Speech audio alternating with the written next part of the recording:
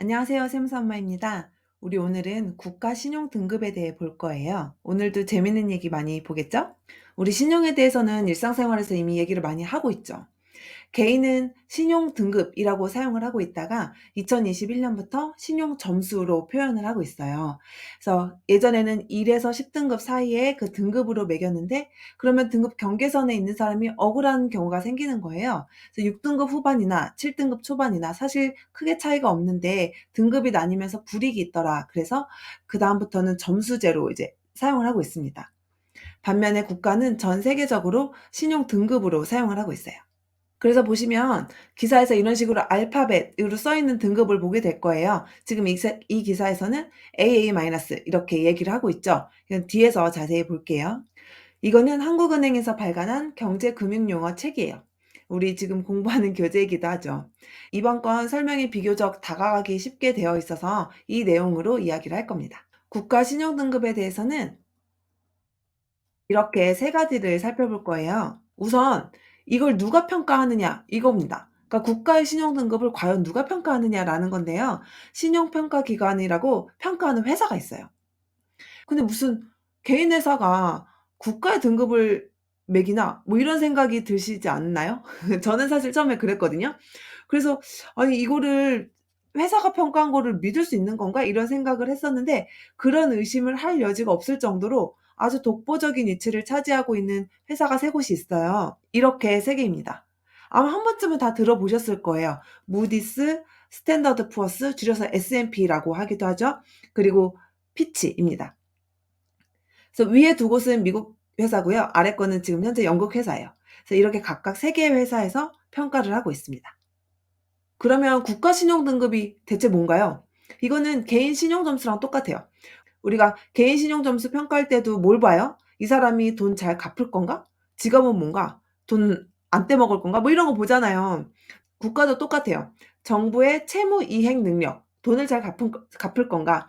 그리고 거기에 국가이다 보니까 여러 가지 요소들을 같이 보거든요. 그래서 여기 보시면 정치적인 요소, 경제적인 요소를 같이 다 아우러서 함께 평가하고 있습니다. 참고로 또 무디스는 국가 신용 등급 외에도 ESG 등급이라고 해서 최근에 이런 것도 평가를 하고 있어요. 신용 등급을 구분할 때는 이렇게 크게 세 가지로 나눌 수가 있는데 이거는 무엇으로 구분하느냐에 따른 거예요. 그래서 여기 보시면 표시통화라고 되어 있죠. 그러니까 쓸 때 무슨 통화로 쓸 거냐라는 건데 우리나라 기준으로 보면 외화 표시면 달러로 표시한 거고 국내 통화 표시면 원화로 표시한 거 이렇게 되겠죠.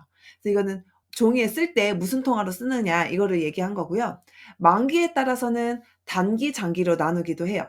그리고 신용도에 따라서는 투자를 하는 등급이냐 혹은 투기 대상인 등급이냐라는 거예요. 그러니까 신용도가 안 좋을 때 우리가 투기 등급이라고 표현을 하거든요. 아마 다른 것보다 이렇게 돼 있는 글자를 많이 보셨을 거예요. 아까 기사에서 보신 것처럼 뭐 AA 플러스라든지 아니면 AA1 이라든지 이런 식으로 등급을 매기고 있어요. 그래서 이 표가 아까 보았던 장기 등급, 단기 등급을 이렇게 나눈 표예요. 근데 네이버 이 표가 제일 정리가 잘 되어 있어서 가지고 왔습니다. 여기 장기, 단기로 되어 있는데 우리가 보통 많이 접하는 거는 장기예요. 그래서 다른 데와 비교를 해 보면 S&P와 피치는 이렇게 A 플러스 뭐 A 마이너스 이렇게 나가죠. 근데 무디스는 플러스 마이너스 없이 그냥 영어와 숫자로만 표현을 하고 있어요. 그리고 왼쪽에 보시면 여기 투자 적격, 투자 부적격으로 나누고 있죠. 크게 이렇게 두 가지로 나누어서 이 아래 등급부터는 '투자는 위험하다.'라고 전망을 한다는 거죠. 그러면 신용 등급은 왜 평가하나요? 이거는 개인 신용 점수랑 똑같아요. 은행이 개인한테 돈을 빌려줄 때 이 사람이 와서 구구절절 무슨 말을 하는지는 사실 중요하지 않죠. 신용이 좋으면 돈 잘 빌려주고 신용이 안 좋으면 조건이 나쁘게 빌려준다든지 아니면 아예 안 빌려주거나 이렇게 되는 거잖아요. 국가도 똑같아요. 그래서 국가가 돈을 빌리고자 하는데 이 국가가 어쩌고저쩌고 말을 할 필요가 없는 거예요. 이 신용 등급을 보고 투자자나 돈을 빌려줄 기관들이 평가를 하는 겁니다. 근데 이 국가 신용 등급은 국가 자체의 등급이기도 하지만 그 국가 내에 있는 기업이나 금융기관의 신용 등급을 결정할 때도 기준이 돼요. 근데 이거 당연하겠죠. 아주 특수한 경우가 아니라면 안전한 국가에 있는 기업이 더 안전하다고 생각을 할 테니까요. 그래서 국가 신용 등급이 좋아졌다는 말은 국가가 돈을 빌려올 때도 물론 좋지만 그 국가의 기업이나 금융기관도 더 낮은 가상금리로 외국 돈을 빌려올 수 있다는 뜻이 되는 거예요. 우리 가상금리에 대해서는 이미 본 적이 있죠. 그래서 이 가상금리라는 용어가 이제 어렵진 않네요.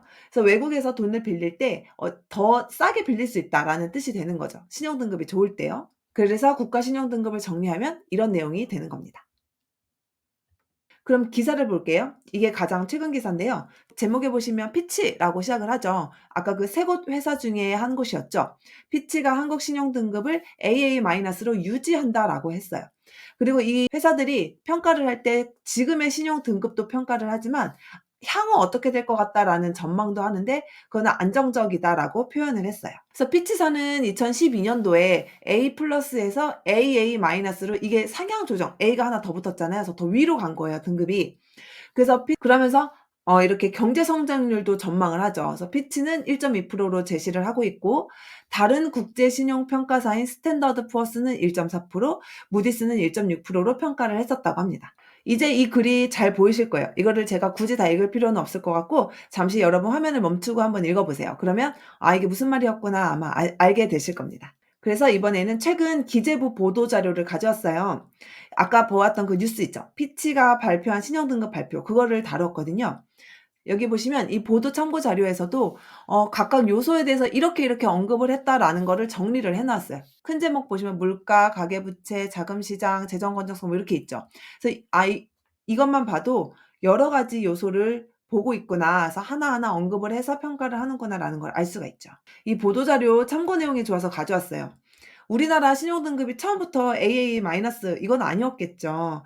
그래서 여기 보시면 각 신용평가사가 처음 등급을 부여할 때부터 시작을 해서 지금까지의 내역이 있어요. 노란색을 보시면 외환위기 때는 다 하향 조정이 됐죠.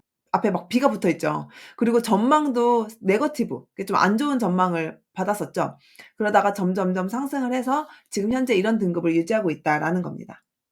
근데 우리 이런 거 보면 다른 나라 어떤지 좀 궁금하지 않으세요? 그래서 여기 보시면 주요국의 신용등급을 비교한 표가 있길래 가지고 왔어요. 그래서 궁금한 국가 있으시면 찾아보시는 재미가 있을 것 같아요. 우리 오늘은 국가 신용등급에 대해서 알아봤어요. 그래서 누가 무엇을 왜 평가하고 있는지 보는데 이게 거의 사실 개인 신용이랑 유사하죠. 그래서 이제 기사에서 이 신용평가 회사 이름이 나오면 이제 알아보실 수 있을 것 같아요. 그리고 우리나라랑 다른 나라 등급도 한번 비교해 보면서 '우리나라가 어느 정도의 지금 등급을 받고 있구나.'라고 위치도 파악을 할 수 있었고요. 오늘도 시간 내서 공부한 우리 대단해요. 다음에도 좋은 내용 가지고 올게요. 감사합니다.